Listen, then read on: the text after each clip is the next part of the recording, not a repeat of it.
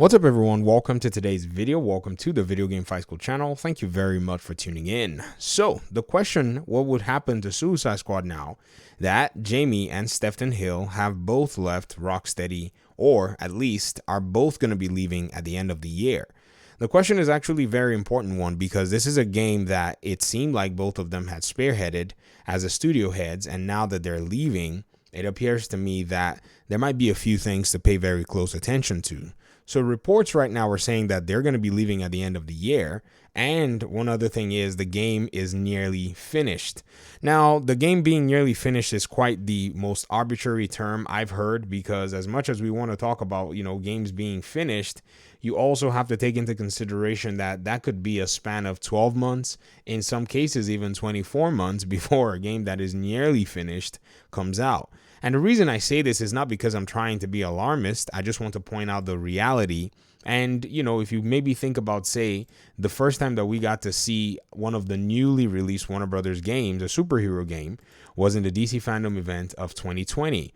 And even at that time, the gameplay footage that we got to see was a gameplay footage piece that was actually from the game itself. You can even tell because this is the footage I'm showing you on the screen that was shown in 2020, and this is the gameplay that actually is for the game this particular year in 2022. So you can pretty much see that, for some strange reason, the game already was in an advanced developed stage, but it still took 2 years, actually over 2 years, before the game came out. So the question now is, how far into development is Suicide Squad Kill the Justice League?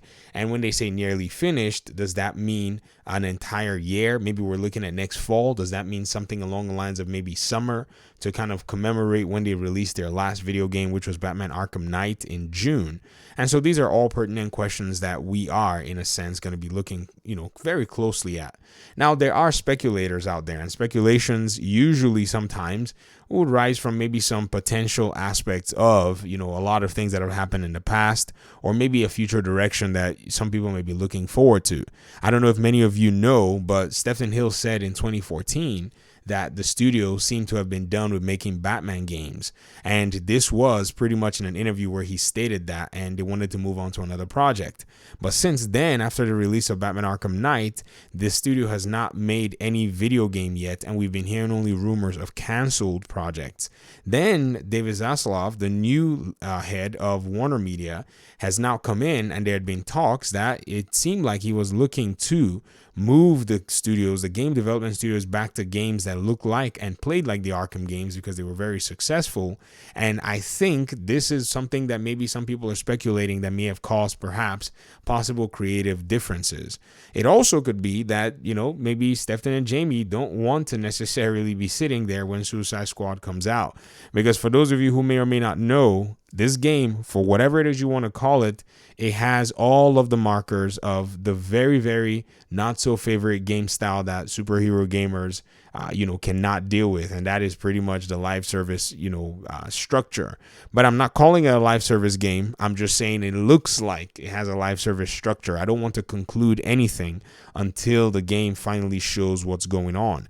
Remember, at first, we had the same level of skepticism, even with Gotham Knights, because the game also had its own little, elements that we saw in terms of gear and loot.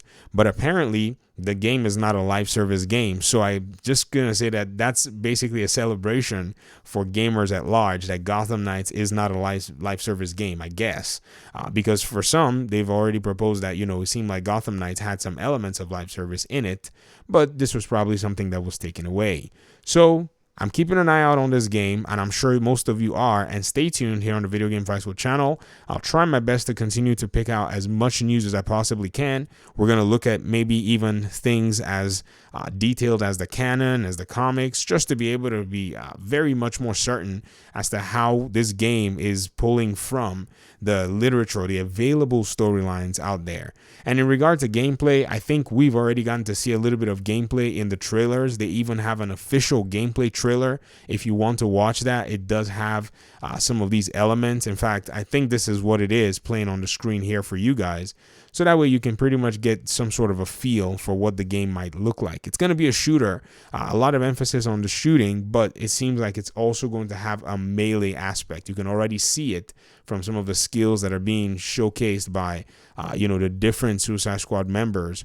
But just keep in mind that this is going to be a very different game, more of a deviation from what Rocksteady has done in a while.